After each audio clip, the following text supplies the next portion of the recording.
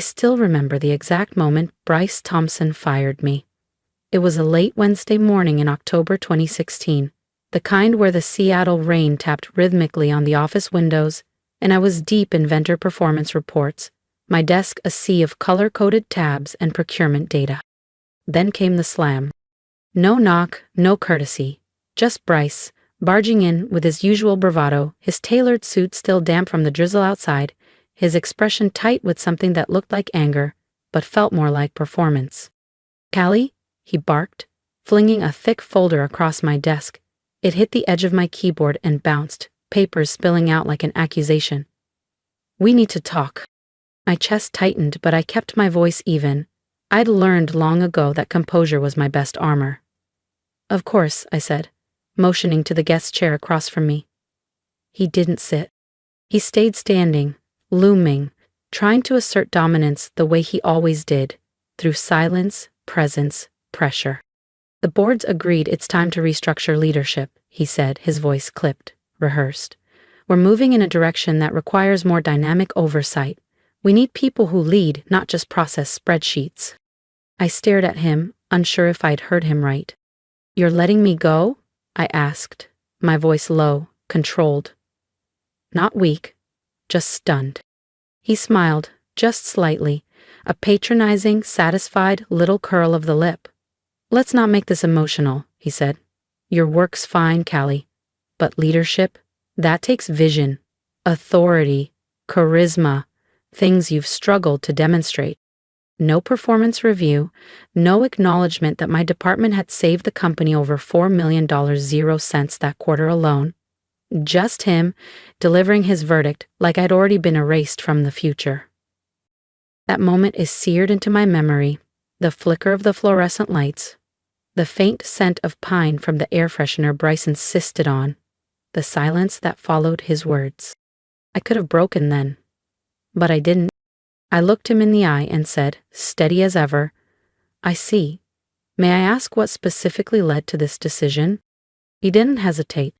"You lack leadership presence. You're efficient, but not inspiring." It wasn't about performance. It never was.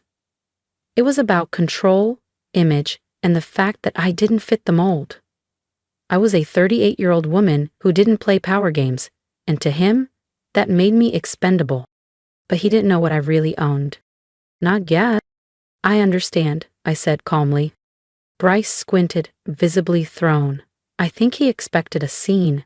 Tears, a protest, something messy he could use to justify what he'd just done. But I'd spent most of my career learning how to stay composed in rooms dominated by ego. "I'll need your badge and company laptop by end of day," he said, already halfway to the door. "Your access will be revoked at 5 p.m. HR will handle your severance." I stood, extended my hand. "Thank you, Bryce. I appreciate the clarity." He paused, shook it. "Good luck out there," he muttered, with that smugness of a man who thought he'd won. As the door shut behind him, I sat back down slowly. My eyes landed on the framed photo on my desk. My dad, grinning as he cut the ribbon on Cascadia Logic's first downtown office, the same company Bryce had just released me from. But my hands didn't tremble. My breath stayed steady. If anything, I felt lighter. Because Bryce didn't know the truth. No one in that building did. 2 weeks ago, something fundamental changed, and I'd been waiting patiently, silently, for the right moment to act. I ran my finger along the frame and whispered, "You told me to wait, Dad, until the timing was right." And now, it was. Let me take you back a little so you'll understand why this moment mattered and how it triggered everything that followed. My father, Daniel Prescott, founded Cascadia Logic in the early 2000s. It started as a scrappy AI consultancy run out of a leaky co-working loft in Seattle's Capitol Hill neighborhood. Just him and 3 engineers, with big ideas and old laptops. But my dad believed in more than technology. He believed in people. He used to say, "Companies aren't code and cash flow. They're humans trying to build something that matters." I grew up in that world. Saturdays spent curled up with comic books under the whiteboard while he sketched ideas. He'd take me into meetings, let me push the slide clicker, beam at me like I belonged there. "This," he'd say, pointing at the server room, "is where it all starts. Ideas, grit, and trust." When he died, in 2011, just like that, a stroke during a morning jog, I was 25, fresh out of grad school, devastated. Cascadia lost its center, and I dove in. Started at the bottom, like he'd made me promise. "You earn your place, Callie," he'd said. "No shortcuts, no every inch of this company." So I did. Customer ops, procurement, product. I learned everything. I loved it. The chaos, the pace, the quiet wins only insiders ever see. And all along, I waited. And if you're still with me, don't miss what comes next, because the real story is just beginning. Subscribe and stick around as I show you exactly how I turned the tables. But then, Bryce Thompson arrived. He showed up just under a year after my dad passed. Polished, articulate, and packaged like he'd been focus grouped. Stanford MBA. Cufflinks that probably cost more than my rent, and a handshake that lingered just long enough to feel strategic. The board was dazzled. They saw him as a visionary, someone who would modernize Cascadia logic and sharpen our competitive edge. But I saw something different. He wasn't about vision, he was about power. He started quietly cutting departments he didn't understand, laying off senior engineers who'd helped build our original infrastructure. They were replaced by flashier hires with zero connection to our roots. Culture began to shift. What once felt like a family morphed into a cold political machine. Meetings became performances, his performances. He steamrolled conversations, hijacked ideas, dismissed anyone who didn't flatter him. And me? I was just another speed bump on his way to center stage. Still, I stayed. I thought I could protect what was left of my father's legacy. I led my team with the care my dad taught me, never shouting, never posturing, just showing up, working hard, and lifting others. I pitched bold strategies, like the time I proposed a hybrid AI integration model that would have slashed costs by 40%. Bryce dismissed it outright, called it too premature. A week later, he pitched the exact same plan to the board, word for word, as if it were his. That wasn't a one-off. He sidelined anyone who didn't play court politics, especially women, introverts, and the ones who quietly got things done without demanding credit. He'd saunter through the open floor plan with smug commentary, watching people scramble, feeding off the chaos. And I scrambled, not for him, but for the company I still loved. We built something incredible. A new automation platform developed from scratch. We bled into that project. Sleepless nights, late pizza runs, endless revisions. But when it launched, it soared. Sales spiked. Tech blogs praised it. At the launch party, Bryce stood on stage, glass in hand, credit pouring from his lips. About himself. Not a word about the developers, the marketers, the analysts who had made it real. I stood in the back, arms crossed. My team deserved that spotlight. But I didn't march up there. I just smiled faintly, because I still had something he didn't. Purpose and allies. Quiet ones, but loyal. Morgan from accounting used to slip me coffee with a wink when I looked worn down. "You're the real deal, Callie," she'd say, her voice low but full of belief. And Tom from DevOps? He'd always nod in quiet agreement when I pitched ideas, especially the ones Bryce bulldozed. They saw me, even if he didn't. And that mattered more than they knew. One night, I was working late again. The office was hushed, the only light in my corner coming from my desk lamp, casting long shadows across the stacks of prototypes and half-drunk coffee cups. Bryce passed by my open door, stopping briefly. "Still here?" He smirked, arms folded. "Burning the midnight oil, huh? Dedication's sweet, but it doesn't win wars." I looked up at him, bleary but grounded. "Maybe not," I said. "But it builds what outlasts them." He chuckled, dismissive, like I'd said something from a fortune cookie. He walked away, certain of his place. And I sat there, staring at the empty doorway, heart pounding, not with fear, but resolve. He thought I was a background player. He had no idea what was coming. Everything changed the morning I turned 30. Sunlight poured into my Capitol Hill apartment, hitting the hardwood just right. I didn't usually mark birthdays. Too much to do, too many fires to put out. But this day felt different. Around 10 a.m., my phone buzzed. It was Mr. Langston, our family's longtime lawyer. His voice was calm, but unusually formal. "Callie, your father left something for you. He said you weren't to see it until today." Curious and slightly nervous, I drove over. His office smelled like cedar and old contracts, steady like always. He handed me a sealed envelope marked with my dad's wax insignia. My heart stuttered. I broke the seal slowly. Inside, a letter in my father's neat, deliberate handwriting. And behind it, a legal document. "Callie," it began, "if you're reading this, you've turned 30. That means you're ready. Never doubted you. Not for a second. I've watched you work twice as hard, get half the credit, and lead with the kind of strength most people overlook. The company's changed since I left. I suspected there might come a time you'd need more than your desk to make things right. So I gave you something stronger. I gave you the company." My fingers trembled as I unfolded the second page. A trust agreement. Clear, binding, and shockingly real. 90% of Cascadia Logic held in my name, released on my 30th birthday. I stared at it, lips parted. "Is this real?" I whispered. Mr. Langston nodded gently. "It's ironclad. Your father wanted you protected and empowered. The board doesn't know unless you tell them." I sat there, stunned. Adrenaline surged through me like an electric current. "Why not sooner?" I asked. Mr. Langston smiled faintly. "Your father wanted you to see the company first, to learn who people really are before you held the power to change anything." It hit like a punch to the chest.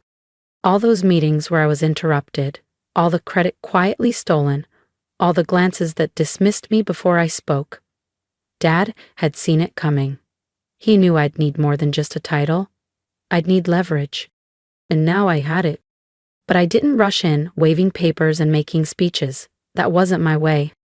I scheduled another meeting with Mr. Langston, walking through every legal angle. "We can call a shareholder meeting," he said, his tone crisp. "With your shares, the agenda is yours." I nodded. "Not yet. I'll tell you when. Let Bryce feel untouchable. Let him strut around one more time." 2 weeks later, he fired me, and unknowingly handed me the perfect opening. That afternoon, I sent the text, "It's time, prepare everything." Langston replied in seconds. "Understood. Meeting scheduled. 5 business days." The day I left, I packed quietly. A ceramic mug my team gave me after our first successful rollout, 3 notebooks packed with ideas Bryce never even glanced at, and a photo of Dad, forever, smiling at that ribbon-cutting ceremony. The office buzzed behind me. Side glances, whispered guesses. No one asked what happened, but I felt it. Did she fail? Did she step out of line? I stepped into the daylight outside the Cascadia Logic building and smiled. They thought this was the end. They were wrong. The next few days, I went underground. Met Langston again at a quiet cafe in Belltown, his legal folder waiting. He slid over the documents. "You're sure?" he asked. "This will be a boardroom grenade." I met his eyes. They pulled the pin when they fired me. I also sat down with Caroline Yates, the trustee who'd quietly managed my father's shares all these years. She passed me a folder. "Ownership documents. And a full performance report," she said. "Bryce has hollowed this place out, morale's down, turnover's brutal, flat growth in a soaring industry." I nodded. Let the numbers speak for me. By Monday, the rumors had reached a fever pitch. My phone buzzed with texts. "Did you quit? Bryce says everything's fine, but HR is acting weird. Are you okay?" I didn't reply. Silence was my weapon, and I was done playing small. That night, I stood in front of my bedroom mirror. slipping into a navy suit I'd bought years ago but never found the occasion or maybe the confidence to wear. It was clean, sharp, tailored for command. The kind of suit you wear when you're done asking permission. I didn't rehearse a speech, just a few lines.